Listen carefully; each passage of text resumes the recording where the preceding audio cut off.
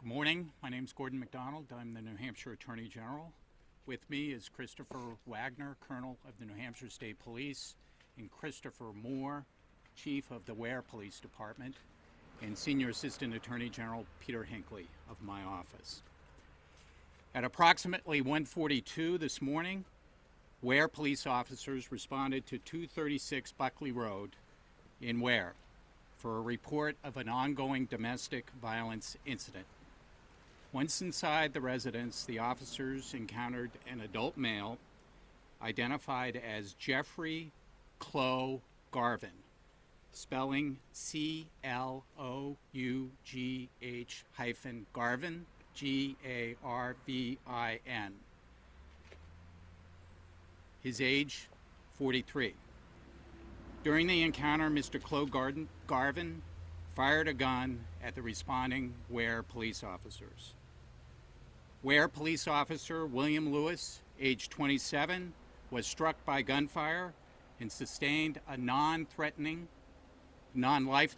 injury to his arm. The report of shots fired came in at 1:48 this morning, and a report that an officer had been shot came in at 1:49 this morning. Chief Moore will give an update on Officer Lewis's status. The officers withdrew from the residence while Mr. Clough Garvin remained inside the residence. He was alone. At least one of the Weare police officers fired his weapon. New Hampshire State Police and its SWAT unit responded to the scene. Colonel Wagner will describe State Police's efforts to secure that scene. Mr. Clough Garvin was found deceased in the residence at approximately 8:30 a.m. this morning. We anticipate that an autopsy will be conducted by the New Hampshire Office of Chief Medical Examiner tomorrow, Friday, August 2nd. Pursuant to protocol, the name of the second Weare police officer is being withheld pending investigation and the officer's interview. That interview is expected to take place as soon as possible. Weare police officers wear body cameras. It appears at this time that the cameras were operational and the images of this event were captured. Other than Officer Lewis and Mr. Clough Garvin, no other individuals were physically injured during this incident. This is an ongoing investigation being led by my office and Senior Assistant Attorney General Hinckley, with the assistance of the Major Crime Unit of New Hampshire State Police. Anyone with information regarding the incident or anyone who had contact with Mr. Clough Garvin before August 1st, 2019, should be in touch with Sergeant Kelly Healy of the Major Crime Unit, 603-628-8477. We will be putting out a written press release after this event. We do not anticipate any further briefings on this incident until after the autopsy is conducted, and as I said, we expect that to happen tomorrow. Now I'll turn it over to Colonel Wagner. Thank you, Attorney General. Good afternoon, everyone. As the General said, my name is Chris Wagner. I am the Colonel with the New Hampshire State Police. I'll run through a very brief timeline and talk about some of the deployment resources we had for this operation.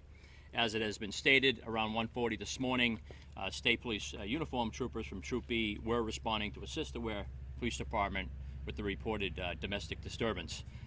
Prior to their arrival, they received updates via the radio that indicated there was an officer was shot during this incident and that the alleged suspect was barricaded inside of a residence.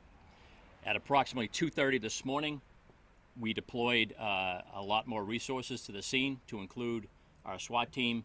Part of the SWAT team response, we deploy the helicopter, as well as our explosive ordnance disposal team, which is the EOD team. They come with certain technology that enables us to mitigate situations safely.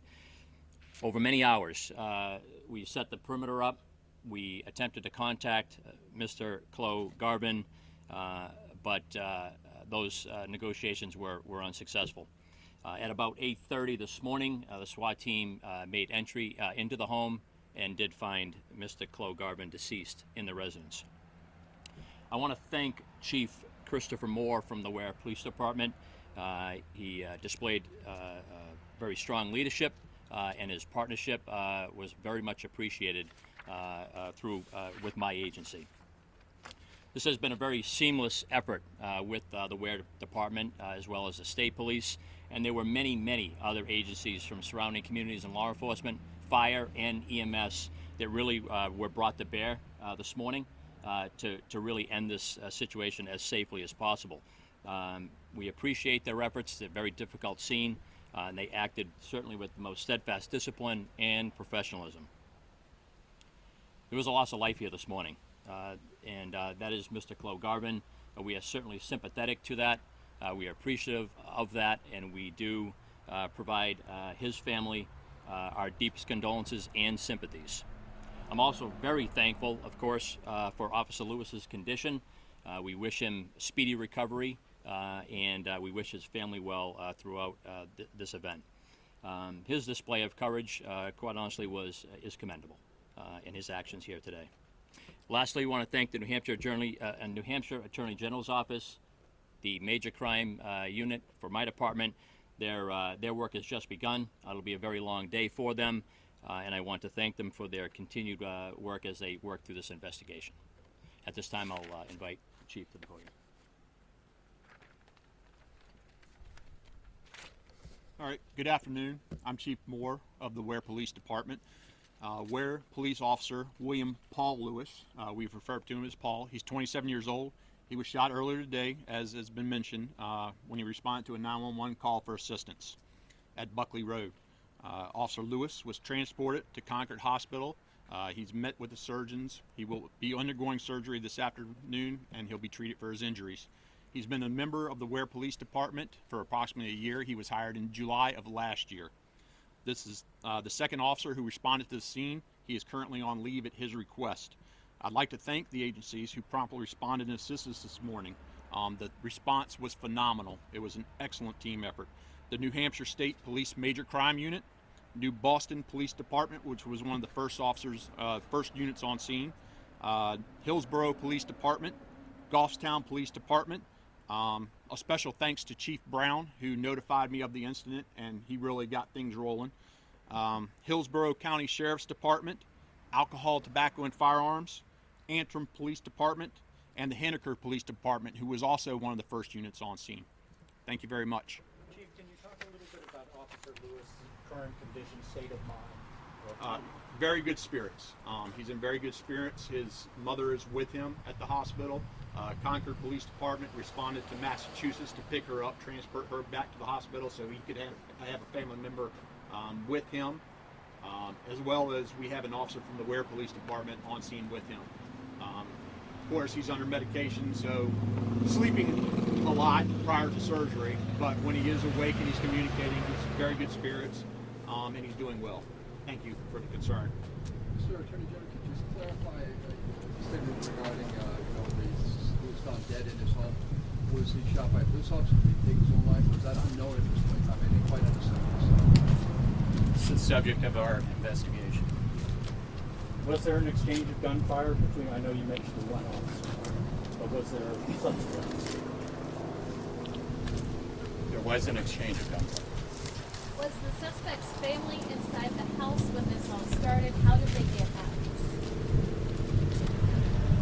There was no one other than Mr. Clo Garvin in the house at the time that the exchange of gunfire occurred. Even though they were called there for this domestic dispute, when they got there, he was by himself?